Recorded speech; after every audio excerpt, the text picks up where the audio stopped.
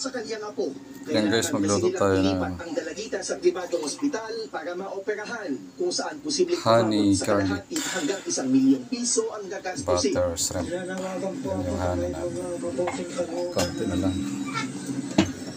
Mangingi kami ng tulong mo, pero lang yung po. Kami, wala rin pera. Ubus na kami sa napakalaki na lang. Kaya puro meron kung manood o kaya kaparinig. Sana po, maawa naman kayo. Naniniwala ang pamilya ng biktima na madaling nailusot ang baril dahil naka-uniforme din ang suspect. Nakausap naman na ng pulisya ang security guard ng eskwelahan. Accordingly, meron siyang batang binawal na pumasok. Tapos sumunod naman na buhay yung bata, pero nung hindi niya namalayan, after magkaroon ng, kasi di pa po may pasok, alalabas na po yung ibang estudyante, may papasok. Yung mga parents na susundo, ang kanyang sumabay. Hindi pa tukoy kung saan talaga galing ang caliber 22 revolver na ginamit ng suspect.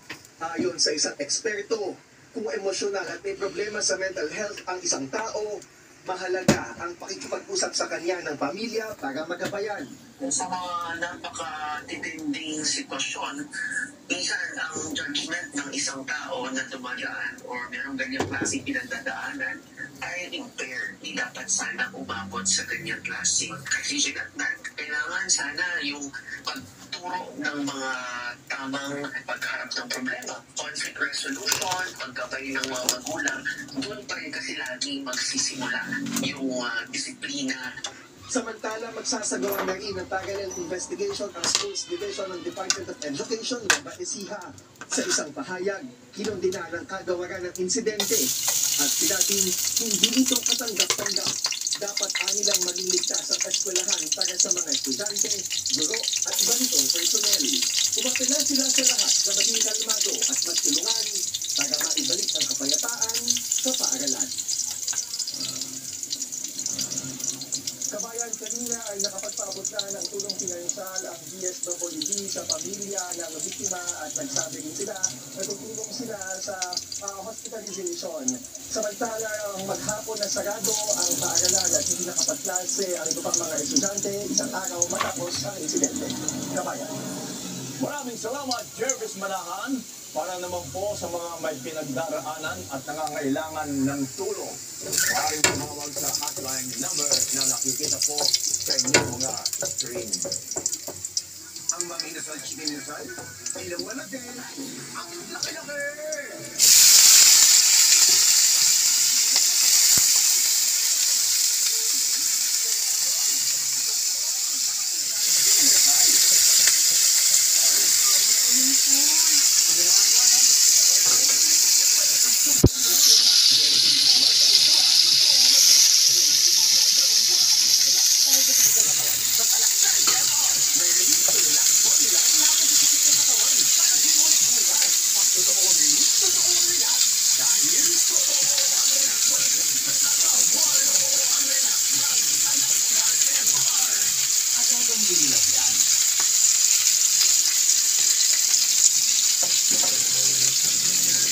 Dahil umano sa hindi nagustuhan bukid, sinaksak ng doktor ang kanyang barbero sa Quezon City.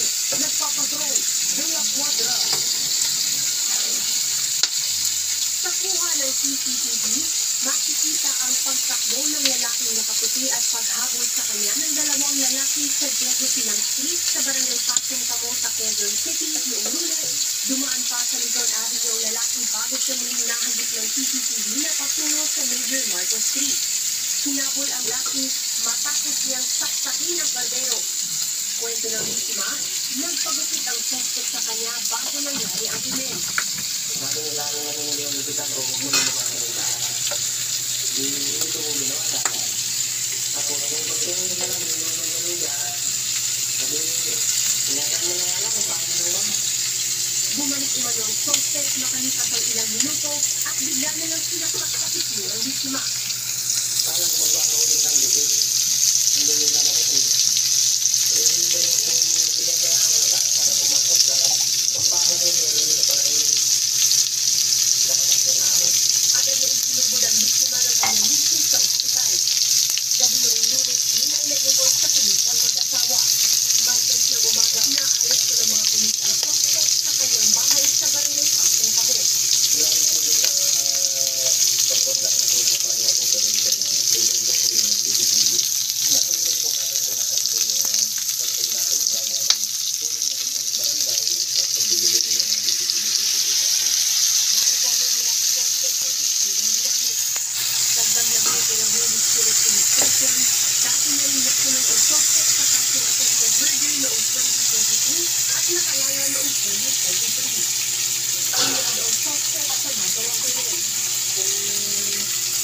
ko po sa amin. Ang katulad lang dito ng tubig sa likod. Dahil dito ko kaya kabawasan yung taas. Pero pinipit na pa rin po sa kahit po labag po sa doon po, binibigit ko pa rin po. Nihingirin po ako ng tawad sa pag-aamanilo po. Hindi ko ito papatawarin dahil lang po sa buhok. Pag di mo gusto makakapatay ka ng tao, makakapanagat ka ng tao, pag di mo gusto yung bukit ng bandong Rosario. Nakakulong na ang suspect sa Custodial Facility Unit ng Holy Spirit Police Station at nahaharap sa reklamong attempted murder. Thea Quadra, ABS-CBN News. Arestado ang dalawang Vietnamese dahil sa umunoy illegal na pagsasagawa ng cosmetic treatments sa lungsod ng Makati. Sapit din ang Pinay na sinasabing may-ari umano ng spa.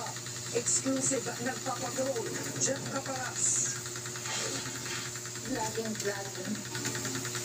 Nagpanggap na binablog ng police asset ng Southern Police District Special Operations Unit ang pagpapatulog niya sa pisngi ng botulinong toxin sa isang spa sa Salamanca Street, Barangay Poblacion, Makati City, hapon itong Huwebes.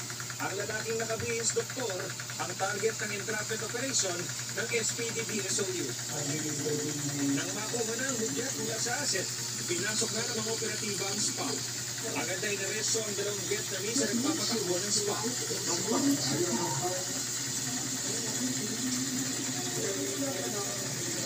Kinumpiska ng otoridad ang ilang gamot, syringe at phone sa spa.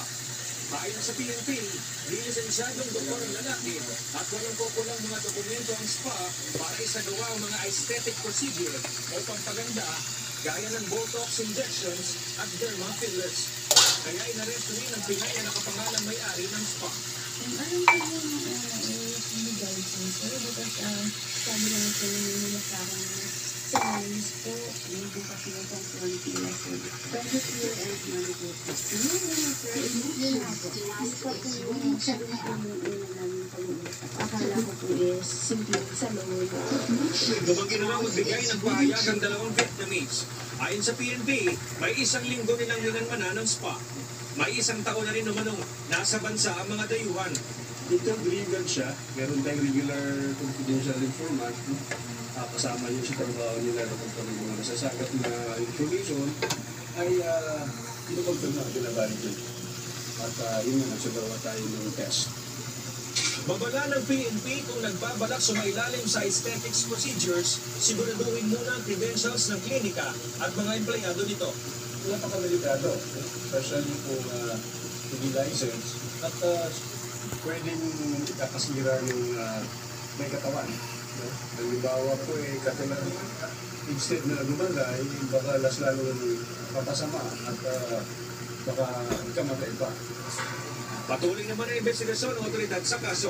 Sasampahan ng reklamong paglabag sa RA 2382 o Medical Act of 1959 ang mga suspect. Jeff Caparas, ABS-CBN News.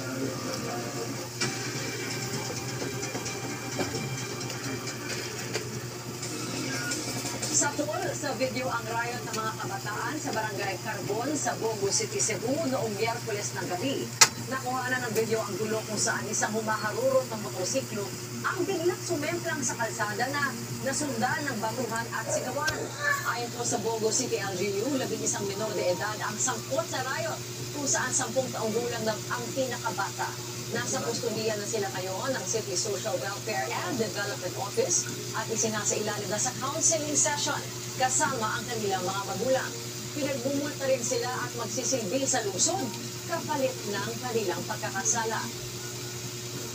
Nauwi naman sa suntukan at tadyakan ng pagtatalo ng dalawang binatilyo sa plaza ng Haliway, Iloilo noong Lunes. Napigilan lamang sila ng iba pang mga estudyante sa paligid. Ayon sa pulisya, edad 14 at 16 anyos ang dalawang sangkot sa gulo. Ipinaubaya na ng Haliway PNP sa Municipal Social Welfare and Development Office ang dalawang binatilyo. Kritikal ang isang bata matapos masagasaan ng isang pickup truck sa San Jacinto, Pangasinan, Huwebes ng hapon.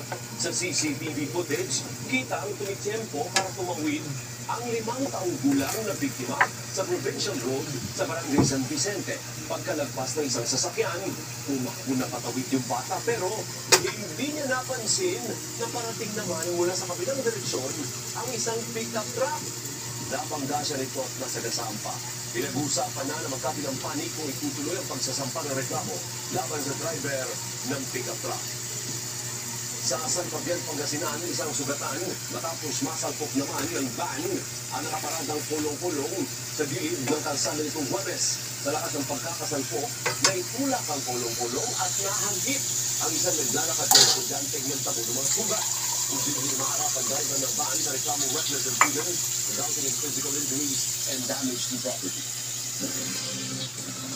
13 tauhan ng National Bureau of Investigation ang inalis sa kanilang pwesto matapos sa reklamo ng ilang Chinese na inaresto sa isang operasyon sa Malolos, Bulacan. Iginit din ng mga inaresto na hiningan pa umano sila ng 10 milyong piso.